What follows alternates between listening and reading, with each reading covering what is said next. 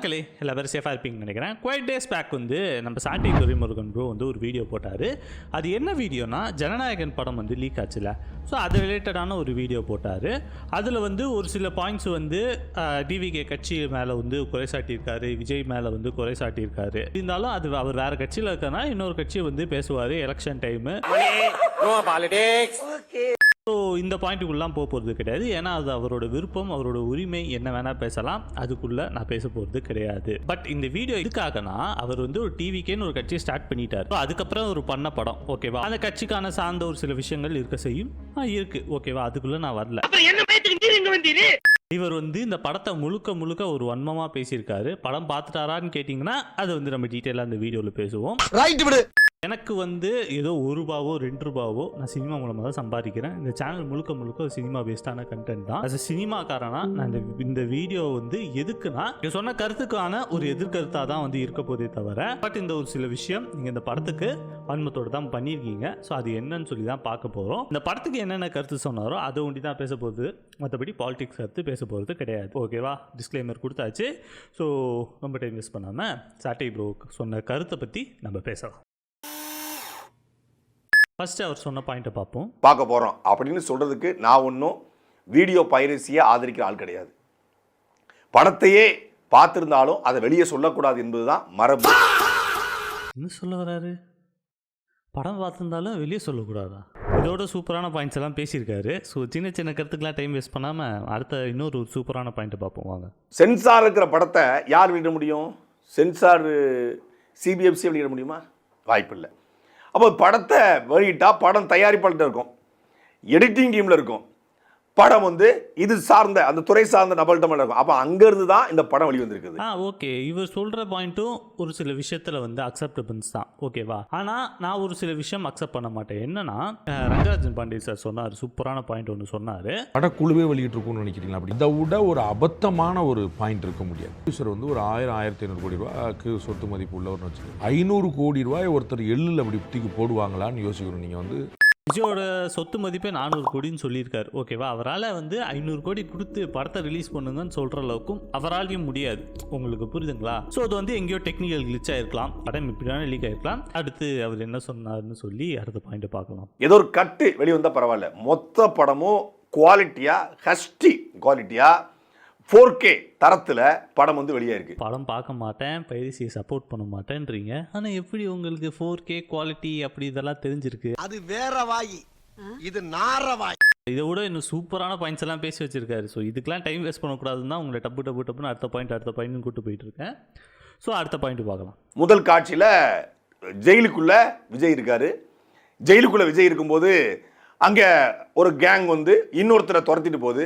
அப்போ ஒரு போலீஸ் அதிகாரி ஜெயில்கிட்ட கூப்பிட்டு, நீங்கள் உடனடியாக கட்டுப்படுத்தும் போது, இல்லை சார், அவங்க போயிருக்கிறது வந்து சி பிளாக்கு, அங்கே தளபதி இருக்காரு அப்படின்னோடனே அங்கே ஒரு வயசானவரை புத்தகத்தை தூங்கிட்டு இருக்காரு, அவரை தட்டி விட்டு ஓடிடுறாங்க.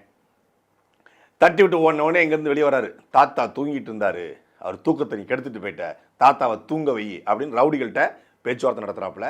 அப்போ முதல் சீனில் இப்படி கையை காட்டினா இங்கே டிவிக்கேன்னு பச்சை குத்திருக்கு, கையில் 2 யானை போட்டு டிவிக்கே. எவ்வளோ பெரிய தற்குறி பைய அப்படிங்கிறதுக்கு ஒன்று எடுத்துக்காட்டு என்னன்னா, விஜய் இந்த படத்தில் டிவிக்கேன்னு 2 யானையை போட்டு பச்சை குத்துனா ரசிகன் பூரா பச்சை குத்துவானுங்கள தெரியும்ல. அவர் ரசிகனை பூராத்தையும் பச்சை குத்துவதற்கு மறைமுகமாக தூண்டுவது. டிவிக்கேன்னு எல்லாம் பச்சை குத்து, என்ன மாதிரி நீ பச்சை குத்தியா? இதுக்கான பதில் வந்து நம்ம சொல்லுவோமா? ஃபர்ஸ்ட் ஆஃப் ஆல் வந்து விஜய் வந்து பச்சை குத்துனா அவர் ஃபேன்ஸும் வந்து பச்சை குத்துவாங்க. இவரோட வந்து ஐடியாலஜி படி இதுதான் அர்த்தம், ஓகேவா. விஜய் வந்து விவசாயத்தை காப்பாற்ற சொன்னார். எத்தனை விஜய் ஃபேன்ஸ் விவசாயம் பண்ணிட்டு இருக்காங்க சொல்லுங்க? அதேமாதிரி ஓட்டு போடுறது நம்ம ஜனநாயக கடமைன்னு சொல்லி சர்க்கார் படம் எப்போ ரிலீஸ் ஆச்சு, அதுக்கப்புறம் ஓட்டிங் பர்சன்டேஜ் வந்து இன்க்ரீஸ் ஆயிடுச்சா? விஜய் என்ன பண்ணாலும் ஃபாலோ பண்ணுறதா இருந்தா அப்போ இதையும் ஃபாலோ பண்ணியிருக்கோம்ல, ஏன் யாருமே இதை ஃபாலோ பண்ணல? அப்போ இதை ஃபாலோ பண்ணலன்னா என்ன அர்த்தம்? ஆப்வியஸ்லி அதை ஃபாலோ பண்ண போகிறது கிடையாது. இவர் சொல்லும் போதே ஒரு சில வார்த்தைகள் நோட் பண்ணி பாருங்களேன். எவ்வளோ பெரிய தற்குறி பைய அப்படிங்கிறதுக்கு எடுத்துக்காட்டு என்னன்னா, விஜய் இந்த படத்தில் டிவிக்கேன்னு 2 யானையை போட்டு பச்சை குத்துனா ரசிகன் பூரா பச்சை குத்துவானுங்கள தெரியும்ல. அவர் ரசிகனை பூராத்தையும் பச்சை குத்துவதற்கு மறைமுகமாக தூண்டுவது. டிவிக்கேன்னு எல்லாம் பச்சை குத்து, என்ன மாதிரி நீ பச்சை குத்தியா? புரியுதுங்களா? ஸோ இவருக்கு வந்து டிவிகே பற்றி ரெஃபரன்ஸ் கொடுத்தது அவருக்கு ஃபஸ்ட்டு காண்டு. ஓகேவா, அடுத்த காண்டு விஜய் மேலே. ஆப்வியஸ்லி அவர் வேறு கட்சியில் இருக்கார், விஜய் வந்து வேறு கட்சியில் இருக்கார், ஒரு வன்மம் இருக்கும். ஸோ அந்த வன்மத்துக்காக பேசக்கூடிய ஒரு பாயிண்ட் இதுதான். பட் அதுக்காக ஒரு சில வார்த்தைகள் வந்து அவ்வளோ பெரிய ஆக்டரை வந்து தற்கூரின்னு சொல்லி சொல்கிறதுக்கான அவசியம் எதுவுமே கிடையாதுன்னு சொல்லி நான் சொல்கிறேன். ஏன்னா தற்கூரின்ற வார்த்தையை நானே பல தடவை யூஸ் பண்ணியிருப்பேன். பட் என் ஃப்ரெண்ட்ஸ்லாம் நிறைய பேர் அந்த மாதிரி வார்த்தைகள் யூஸ் பண்ணாத, அது வந்து அன்பார்லிமெண்ட் வேர்ட்ஸ்ன்னு சொல்லியிருக்காங்க. பட் இந்த வார்த்தை ஒரு பெரிய ஹீரோ சொல்றது தப்பு, ஒரு பெரிய பொலிட்டிஷியனும் சொல்றதும் தப்பு. ஆட்டை துரைமுருகன் ப்ரோவை விட வேற லெவல் ஹைட்டு, வேற லெவல் அச்சீவ்மெண்ட்ஸ் எல்லாம் வந்து பண்ணவர். ஓகேவா, அவரை வந்து இந்த மாதிரி வார்த்தை சொல்லி திட்டுறது உங்க எண்ணம் இதை வந்து நீங்கள் ஸ்பெஷலாக ஹைலைட் பண்ணுறதுக்கான வார்த்தைகள் என்னென்னா, உங்களை இந்த சீனெல்லாம் அங்கேங்க கொஞ்சம் ட்ரிகர் பண்ணிடுது, அதுதான் அர்த்தம். மற்றபடி வேறு எந்த அர்த்தமும் கிடையாது. அடுத்த கருத்துக்குள்ளே போகலாம். படத்தில் பேர் வந்து தளபதி வெற்றி கொண்டான். ஆனால் இவர் எல்லாரும் என்ன கூப்பிடுவாங்க? டிவிகேன்னு கூப்பிடுவாங்க. டிவிகேன்னா என்ன? தமிழக வெற்றி கழகம். அப்போ நேரடியாக இந்த படத்தில் அரசியல் இருக்க போய் தான் இந்த படத்திற்கு சென்சார் இவ்வளவு கட்டுப்பாடுகளை விதிச்சிச்சு. சென்சார் ஒருதலை பட்சமாக நடந்துச்சு, சென்சார் முடக்கிருச்சு. என்னைய ஜனநாயக படத்தை முடக்கிட்டா இந்த பையன் பயந்துருவான்னு நினைச்சாங்கன்னு உருட்டினாப்ல. இப்போ நான் ஒரு விஷயம் சொல்றேன், படம் ஃபுல்லா தளபதி வெற்றி கொண்டான்னு சொன்னா நல்லாவா இருக்கும்? நீங்களே சொல்லுங்க. இதை கேட்கும்போது எங்களுக்கே கோவம் வருது, அவர் கேட்டா கொலவெறி ஆயிடுவார். ஸோ உங்களுக்கே தெரிஞ்சிருக்கும். அடுத்த பாயிண்ட்டுக்குள்ளே போகலாம். ஆனால் படம் முழுக்க அரசியல் விமர்சனம். படம் முழுக்க தன்னுடைய படத்து கட்சிக்கான ப்ரொமோஷன், தனக்கான ப்ரொமோஷன். இதுல என்னங்க தப்பு இருக்கு? எனக்கு புரியல, இதுல என்ன தப்பு இருக்கு? அவரை வச்சு ஒரு ப்ரொடியூசர் ரெடியா இருக்காரு, ஒரு டைரக்டர் வந்து ரெடியா இருக்காரு, இவர் சொன்ன ஒரு கண்டிஷன்ஸோட அக்செப்ட் பண்ணிக்கிட்டு பண்றதுக்கு தயாரா இருக்காங்க. ஸோ இதுல என்ன உங்களுக்கு பிரச்சனை? அதுதான் எனக்கு புரியல. சீமானை வச்சு நீங்க ஒரு ப்ரொமோஷன் பண்ணுங்க. லைக்னு ஒரு படம் வந்துச்சுல, அதுல என்டிகே வச்சு ப்ரொமோஷன் பண்ணிருக்க வேண்டியது தானே? ஏன் பண்ணல? அது உங்க மிஸ்டேக் தானே முழுக்க. இது வந்து இன்னொருத்தர சாடி இவர் இப்படி பண்றாரு, படம் ஃபுல்லா இப்படி பண்றாரு, ஏன் இப்படிலாம் போய் பார்க்காதீங்க. இவர் வந்து இந்த மாதிரி நிறைய பாயிண்ட்ஸ் பேசியிருக்காரு, இன்னும் நிறைய இருக்கு. அடுத்து போலாம். பகவந்த் கேசரி வேற, இந்த படம் வேற. தெலுங்கு படத்தை ஒண்ணு நாங்க அப்படி எடுக்கல அப்படின்னு உருட்டுனாங்க. அது பகவந்த் கேசரி, இது அனில் உப்மா, அவ்வளவுதான் வித்தியாசம். அது கேசரி, இது உப்புமா. அனில் சேமியால பண்ண உப்புமான்னு சொல்லலாம், அனில் ரவால பண்ண உப்புமான்னு சொல்லலாம். இவர் தான் படமே பார்க்கலன்றாரு. ஆனா எப்படி இவர் படம் பார்த்த மாதிரி இது கேசரி இது உப்புமான்னு சொல்லி சொல்றாரு? ஆக மொத்தம் நீங்கள் படம் பார்த்துட்டீங்க, இதுலேருந்து கிளியராக தெரியுது. ஓகேவா, இதுலேருந்து நான் ஒரு 2 விஷயம் வந்து நான் உங்களுக்கு சொல்லணும்னு நான் நினைக்கிறேன். ஆஸ் பர் லா வந்து இந்த படங்கள் வந்து ஷேர் பண்ணுறதோ டவுன்லோட் பண்ணுறதோ இதெல்லாம் வந்து ஆஸ் பர் லா வந்து 3 years ஜெயிலு, அதுக்கப்புறம் ஃபைன் அப் டு 3 lakhs, அது போக 5% ஆஃப் ப்ரொடக்ஷன் காஸ்ட். இது ரெண்டுமே நடக்கக்கூடிய விஷயம். இது சொல்ல போனால் அது சட்டப்படி குற்றம். 2வது பாயிண்ட் வந்து கேசரி இது அப்படி இப்படின்னு அதெல்லாம் சொல்கிறாருல்ல, ஜனநாயகன் வந்து ஃபுல்லாக பவன் கேசரின்றது எடுக்கலை. ஃபர்ஸ்ட் 20 minutes போர்ஷன், அதுக்கப்புறம் ஒரு சில செகண்ட் ஹாஃப்ல ஒரு சில போர்ஷன்ஸ் வந்து எடுத்திருக்காங்க. அது போக வில்லன் போர்ஷனை வந்து ஃபுல்லா ஒர்க் பண்ணியிருக்காங்க. இது போக நிறைய சைஃபை எலிமெண்ட்ஸும் வந்திருக்கு, நிறைய ரோபோட்டிக் சீன்ஸும் வந்திருக்குன்னு சொல்லி நான் சொல்லல. அனில் ராவ்புடி இவர் யார் தெரியுமா? இவர் தான் பவன் கேசரி படத்தோட டைரக்டர். இவரே சொல்லியிருக்காரு. அவரே சொல்றாரா? Very good. இவருக்கே தெரியாத விஷயங்கள் உங்களுக்கு எப்படி தெரிஞ்சிட போகுது ப்ரோ? அதுதான் என்னோட கேள்வி. இவ்வளோ ரெஃபரன்ஸும் காட்டி அடுத்த பாயிண்ட்டை பற்றி பேசலாம் வாங்க. இந்த போய் பாய் என்ன பாய் ஆர்டிஎக்ஸ்லாம் வந்திருக்கு, இதை வச்சா 5000 பேர் செத்து போயிடுவாங்களே அப்படின்னு இந்த தூத்துக்குடி வேட்பாளர் யார் ஸ்ரீநாத் சொல்ல, அங்கே இஸ்லாமிய கிட்டப்பில் ஒருத்தர் நிற்கிறாரு, அவர் சாகட்டும் அப்படின்னு சொல்ல, ஒரு இந்துக்களுடைய கோவில் திருவிழாவில் ஒரு இஸ்லாமியர் போய் குண்டு வச்சு வெடிப்பது போல ஒரு காட்சியை விஜய் பயன்படுத்திருக்கு விஜய் படத்தில். ஓகே, இதுக்கு என்ன கருத்து சொல்ல போகிறேன்னு சொல்லி நீங்கள் அவளை எதிர்பார்க்குறீங்க. இன்னொரு கருத்தும் இருக்குது, அதை சேர்த்து பார்த்துட்டு நம்ம மொத்தமாக சொல்லலாம். ரம்சானில் போய் குல்லா போட்டு கூழ் போட்டு நமாஸ் பண்ணுவது இஸ்லாமிய நண்பன், சிறுபான்மை நண்பன் சொல்வது. ஆனா படத்துல இஸ்லாமியர்கள் இந்து கோவில்ல குண்டு வச்சு தகர்ப்பது போல காட்சி அமைப்பது. இந்த காலகட்டத்தில் எந்த ஊர்ல, எந்த இந்து திருக்கோயில்ல, எந்த இந்து திருவிழாவில் இஸ்லாமியர் குண்டு வச்சு அழிச்சாங்க? ரெஃபரன்ஸ் கொடுக்கணும்ல. ரெஃபரன்ஸ் கொடுக்கணும். துரந்தர் படமா ஒவ்வொரு சீனும் கொடுத்துட்டு இந்த சீன் இந்த வருஷம் வந்துச்சு, ஒரு சீன் அந்த வருஷம் வந்துச்சுன்னு சொல்லி ரெஃபரன்ஸ் கொடுக்கறதுல என்ன இருக்கு? இது ஒரு கமர்ஷியல் படம். கமர்ஷியல் படத்தால் லாஜிக் பார்க்க முஸ்லீம்ஸ் வந்து டெரரிஸ்டாக காமிச்சிருக்காங்க, இந்த மாதிரிலாம் எப்படி பண்ணுவீங்க, நீங்கள் முஸ்லீம் ஃப்ரெண்ட்லியாக இருக்கீங்க ஆனால் படத்தில் வந்து இப்படி காமிக்கிறீங்கன்னு சொல்லி ஒரு பாயிண்ட் வந்து சொல்கிறாரு. இதையும் கண்டினியூ பண்ணுற மாதிரி ஒரு பாயிண்ட் இருக்குது, அதை முடிச்சுட்டு நான் என்னோட கருத்தை சொல்லலான்னு இருக்கேன். அந்த பாயிண்ட்டும் பார்த்துருவோம். இஸ்லாமியர்கள் மேலே அவ்வளவு என்ன வெறுப்பு. ஏற்கனவே பீஸ்ட் படத்தில் பல்வேறு படங்களில் இஸ்லாமியர்களை தீவிரவாதியாக விஜய் காட்டிருக்காருன்னு சொல்லி ஏற்கனவே பல இஸ்லாமிய அமைப்புகள் எதிர்ப்பு தெரிவிச்சிருக்காங்க. அதையும் மீறி தொடர்ச்சியா இந்த படத்துல ஒரு குறிப்பிட்ட மதம் புண்படுத்தப்படுதுன்னு நிறைய பேர் சொன்னாங்க. ஓகேவா, இவர் வந்து டைரெக்டாக வந்து முஸ்லீம்ஸை டார்கெட் பண்ணுறாரு, அது பண்ணுறாரு, இது பண்ணுறாருன்னு சொல்கிறீங்க. ஃபர்ஸ்ட் ஆஃப் ஆல் வந்து உங்களுக்கு ஒரு பேசிக்கான விஷயம் புரியலன்னு நினைக்கிறேன் எல்லா பேருக்கும். ஸோ அதை வந்து எக்ஸ்பிளைன் பண்ண வேண்டியது ஆஸ் அ சினிமாக்காரன் என்னோட பொறுப்புன்னு நான் நினைக்கிறேன். அடுத்த ஸ்டோரி எழுத போகிறது விஜய் கிடையாது. ஓகேவா, விஜய் வந்து ஒரு சில சர்டன் போர்ஷன்ஸில் வந்து கை வைப்பார். முஸ்லீம்ஸை வந்து டெரரிஸ்டாக காட்டினதுனால இந்த படத்தை நான் பண்ணுறேன்னு சொல்லி அவர் அக்செப்ட் பண்ணிக்கிட்டு பண்ணவும் மாட்டார். அதேமாரி முஸ்லீமை டெரரிஸ்டாக காட்டாதீங்கன்னு சொல்லி அவரால் சொல்லவும் முடியாது. Because that is a director's call. இன்னொரு சைடு வந்து முஸ்லீம்ஸை வந்து டெரரிஸ்டாக காமிச்சாங்கன்னா அதை வந்து பேலன்சிங் பண்ணுற ஒரு விஷயம் வந்து படத்தில் எப்போவும் இருக்கும். அது விஜயகாந்த் படத்துலேருந்து விஜய் படம் வரைக்கும் இருந்திருக்கு. ஃபார் எக்ஸாம்பிள் துப்பாக்கி ரோசின்னு வச்சுக்கோங்க, முஸ்லீம்ஸை டெரரிஸ்டாக தான் காமிச்சிருப்பார். ஓகேவா, ஆனால் அதுலேயே வந்து அவர் டீம்மேட் அஷ்ரஃபோட சிஸ்டர் அனிஷா ஸ்கூட்டி எடுத்துட்டு அது வந்து ரொம்ப டீட்டெயிலிங்காக காட்டல. பட் ஆனால் ஒரு சில விஷயங்கள் வந்து ஒரு கெட்ட முஸ்லீம் அங்கே இருக்கானா ஒரு நல்ல முஸ்லீம் இங்கே இருக்கான்னு சொல்லி ஒரு சில விஷயம் காட்டியிருப்பார். துப்பாக்கி படத்தில் என் ஃப்ரெண்டு அஷ்ரஃப் ஒருத்தர் இருக்கான் அப்படின்னா யார் அஷ்ரஃப்? யார் அஷ்ரஃப்? எந்த ரிலீஜனை குறிக்குது? ஓகேவா, ஸோ நீங்கள் வந்து பார்க்கணுன்னா குட்டாம்போக்காக பார்க்கலாம். ஓகேவா, முஸ்லீம்ஸை தப்பாக காட்டிக்கலாம், முஸ்லீம்ஸ் தப்பாக காட்டிக்கலாம். அதேமாரி பேலன்சிங் பண்ணுற ஒரு விஷயமும் இருக்குது. இன்க்ளூடிங் அமரன் படத்துலையும் நான் பார்த்த ஒரு விஷயம் அதுதான். காஷ்மீரி வந்து டெரரிஸ்டாக காட்டுறாங்கன்னு சொல்லி நீங்கள் ஒரு விஷயம் பேசுகிறீங்க, நான் அக்செப்ட் பண்ணிக்கிறேன். பட் அதே ஒரு காஷ்மீரி தான் ஆர்மிலையும் இருப்பார். இந்த பேலன்சிங் தான் ஒரு படத்தில் இருக்கணும். அது இருந்துச்சுன்னா அது ஒரு நல்ல படம் தான். அந்த பேலன்சிங் விஜய் படத்தில் இருக்கா இல்லையான்னு சொல்லி நீங்கள் சொல்லுங்கள். எல்லா படத்துலையும் இருந்திருக்கும். ஸோ இது வந்து பெருசாக ஹைலைட் பண்ணுறதுக்கு ஒன்றும் இல்லை. சரிடா, இந்த படத்தில் முஸ்லீம்ஸை வந்து டெரரிஸ்டாக காட்டியிருக்காங்களே, இதுக்கு நீ என்ன சொல்ல போகிறன்னு சொல்லி நீங்கள் ஒரு வார்த்தை கேட்டிங்கன்னா அதுக்கு ஒரு விஷயம் பேசணும். அவர் சொன்ன பாயிண்ட்டை பார்த்துட்டு அதுக்கு ரெஸ்பான்ஸ் தரலான்னு இருக்கேன். ஸோ அந்த பாயிண்ட்டை பார்க்கலாம் ஃபர்ஸ்ட். படம் மொத்தமாக வராமல் நம்ம பேசக்கூடாதுன்னு சொல்லக்கூடாது.